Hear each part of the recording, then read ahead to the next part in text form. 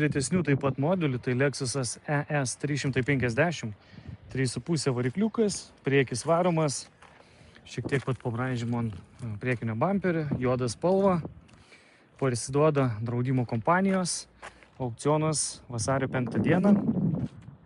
Jisai turi nuvažiavęs apie 1900 mylių tik tai, o pažeidimas yra į galą, į duris, į ratas, bus važiuoklė pažeista, sparnas, yra iššaudžiusios ir pagalvės, bet turi gražią odą, šildomos šaldomos sėdynės, kaip matot, lubų pagalvės ir sėdynių.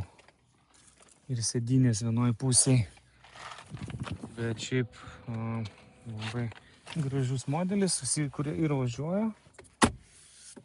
Dar kvepia naujai viskas. Mašina atkūrėsi, kaip matot, be problemų. Klaidų nėra, varikliukas dirba gražiai, ekranai nesudaužyti.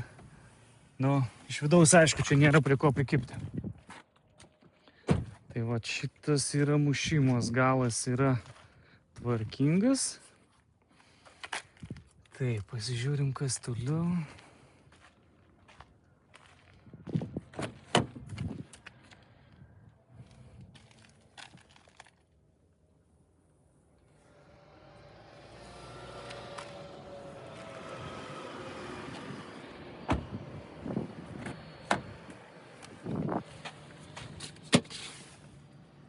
Vidus idealus, jo, čia nėra ką net komentuoti, nauja mašina.